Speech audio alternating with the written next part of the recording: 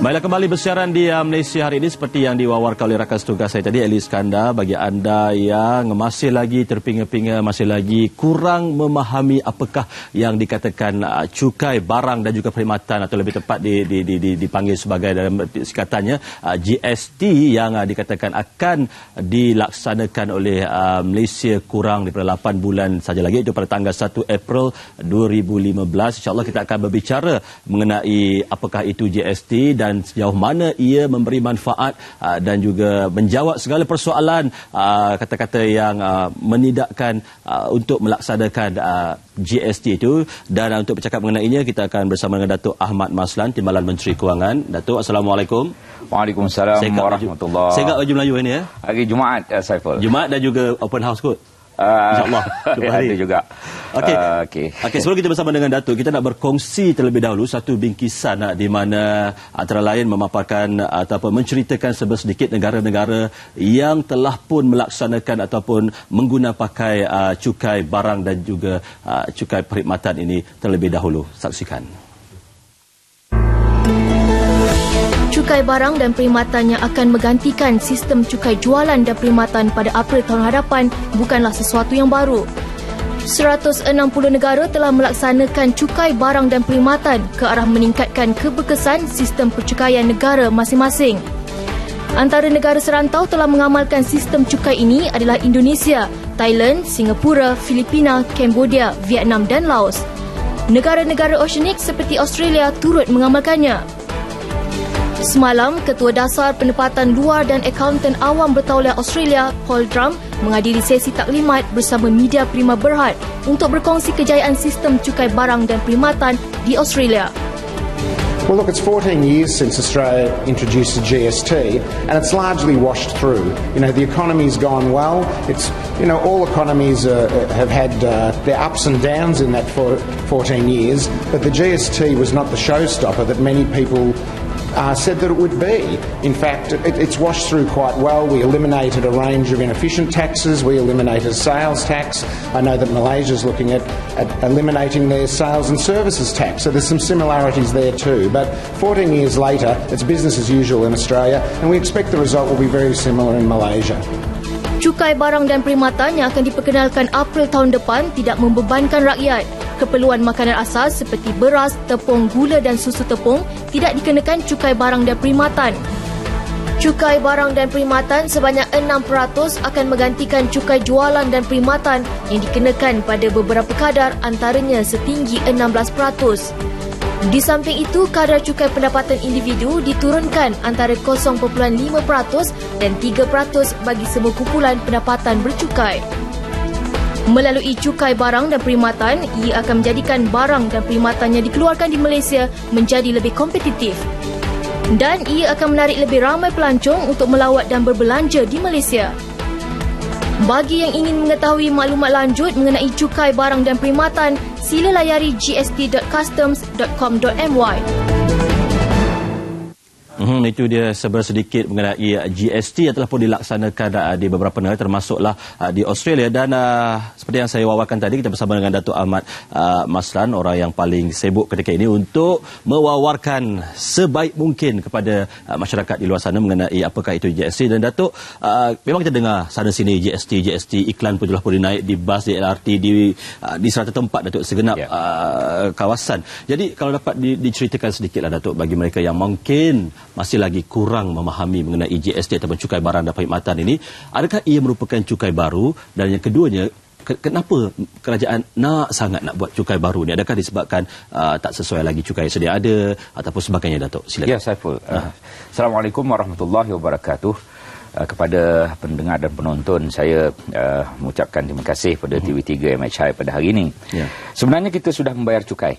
Itu satu fakta yang rakyat di luar sana perlu fahami. Cukai barang, cukai jualan kita sudah bayar 5%, cukai jualan kita telah bayar 10%, cukai perkhidmatan kita telah bayar 6%. Siapa yang bayar tu? Orang kampung, orang bandar, orang pekan, pelajar universiti, pelajar sekolah, semua sudah bayar. Ini kita panggil cukai tidak langsung. Pakaian yang kita pakai ni, ada 10% cukai jualan dikutip oleh custom di kilang pakaian. Kemudian kilang itu tidak serap cukai 10% tadi. Dia pindahkan kepada pemborong pindahkan pada pekedai, lepas itu kita beli di kedai. Kita sebenarnya yang membayar cukai jualan 10%, pakaian, perabot rumah, TV, kerusi meja, pinggan mangkuk, semua kita yang bayar cukai itu. 10% tadi ada kesan gandaan kerana dia melalui pemborong, melalui pekedai baru sampai pada kita. Purata 10% jadi 18%. Beli barang 100, sepatutnya bayar RM10 tambahan cukai, tetapi menjadi RM18. Beli barang 1,000, sepatutnya RM100 tambahan, cukai 10% jadi RM180. Cukai sekarang ini ada cukai atas cukai, itu tak baik. SST dipanggil. Kita nak tukar pada GST. Jadi satu lagi ialah apa yang kita dah bayar ialah cukai perkhidmatan. Astro, top up, pergi restoran, pergi hotel, semua ada 6% cukai perkhidmatan. Dan 5%, 10% yang sudah dibayar pada saat dan ketika ini, dan 6% itu kita akan mansuhkan pada 30 Mac, mulai 1 April tahun depan kita tukar pada GST. Rakyat selalu tidak faham dan tidak tahu pada saat dan ketika ini mereka sudah membayar cukai. Oleh kerana itu GST bukan cukai baru, dia cukai ganti. Ini yang perlu dipahami oleh rakyat di sana. Namun ada pihak-pihak mengatakan bahawa dulu kita pernah kena cukai, lepas ni kita kena cukai. Itu tak betul. Tak betul. Kita beli perabot kena cukai, kita beli makanan yang berpackage itu kena cukai 5%, Maggi, Ajinomoto, aiskrim, biskut, semua tu dah ada 5%, diambil oleh custom di kilang-kilang itu, mereka jual kepada pemborong, kemudian pemborong jual pada pekedai, pekedai jual pada kita, yang 5% menjadi 8%. Dia punya kesan gandaan kerana ada cukai atas cukai. GST kalau 6%, 6% lah.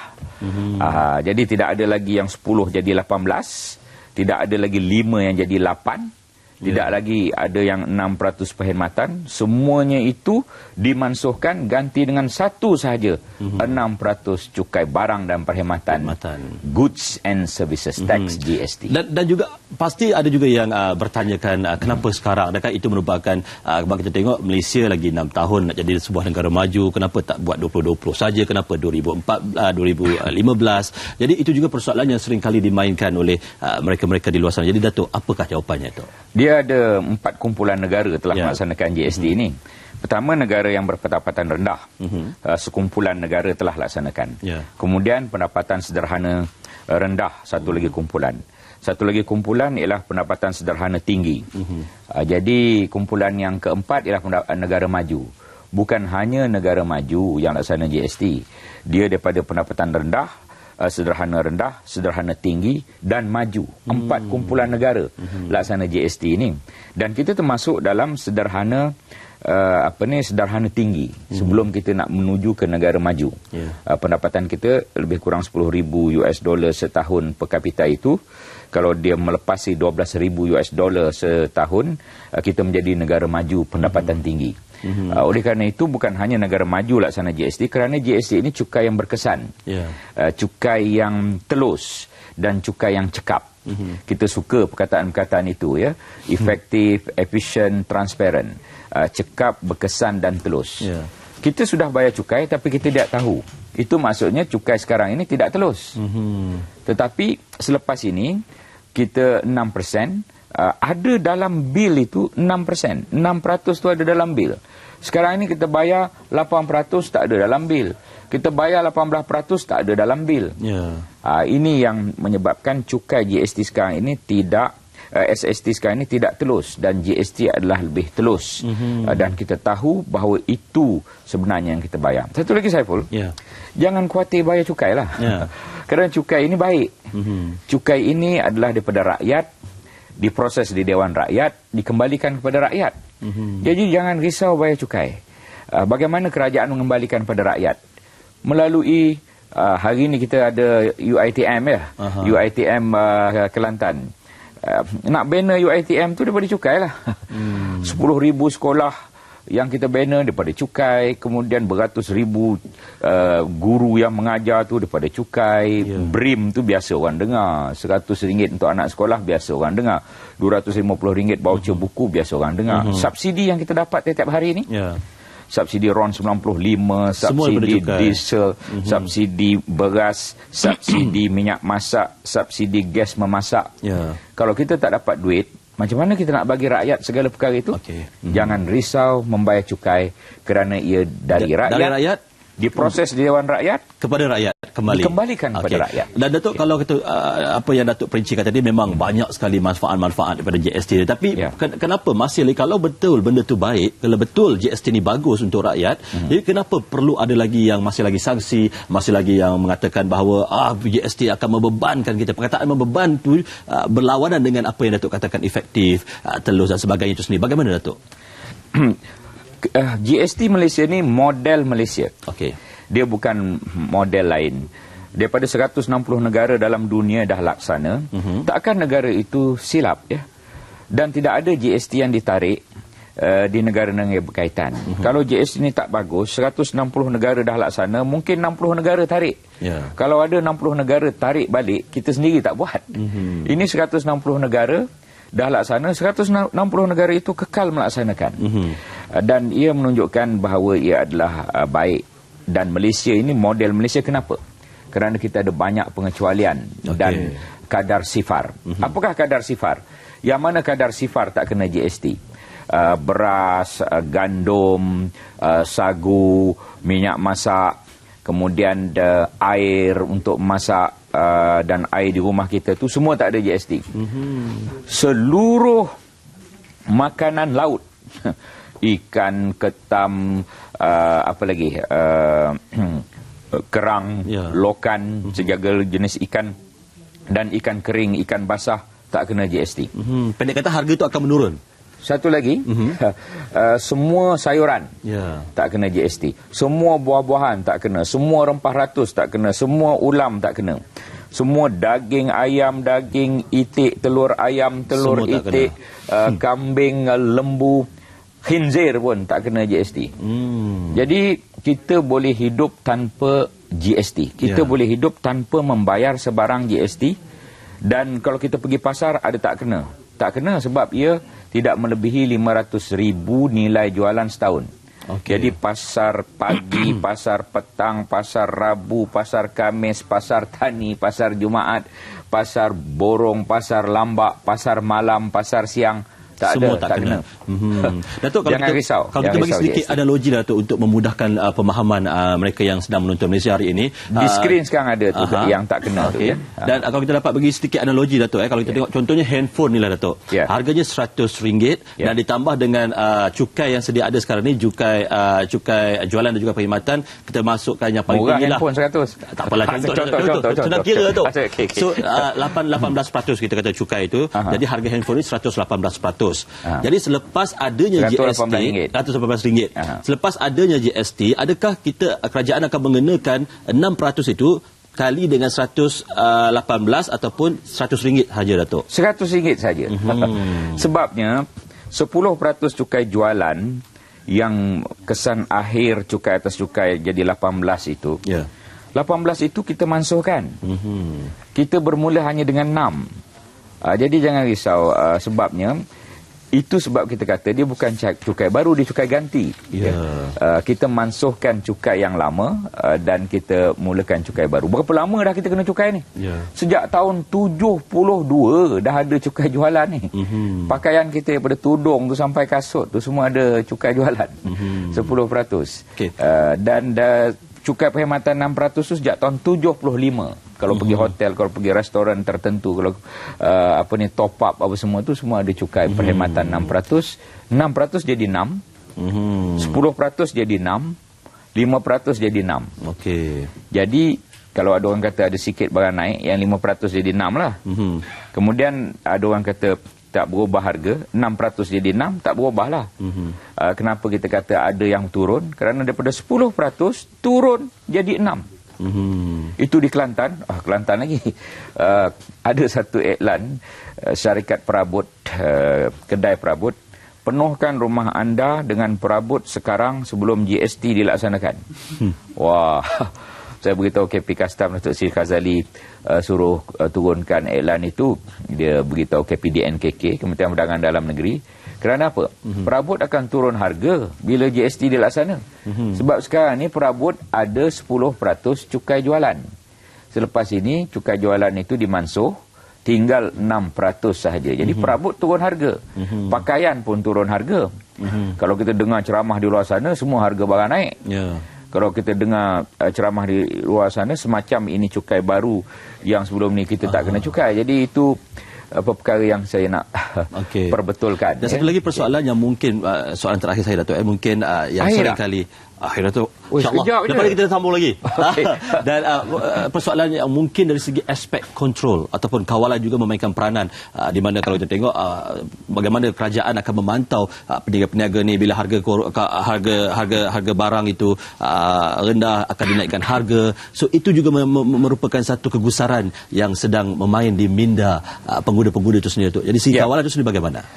Kita menggunakan Akta Kawalan Harga dan anti pencatutan, anti profiteering, anti keuntung yang berlebihan ini. Itu satu akta yang kita telah pinda di bawah KPDNKK, dan kita juga menambah pegawai penguatkuasa KPDNKK, Kementerian Perdagangan Dalam Negeri, Kepenggunaan dan Koperasi ini. Itu satu perkara. Yang kedua, kita akan mengeluarkan buku panduan harga.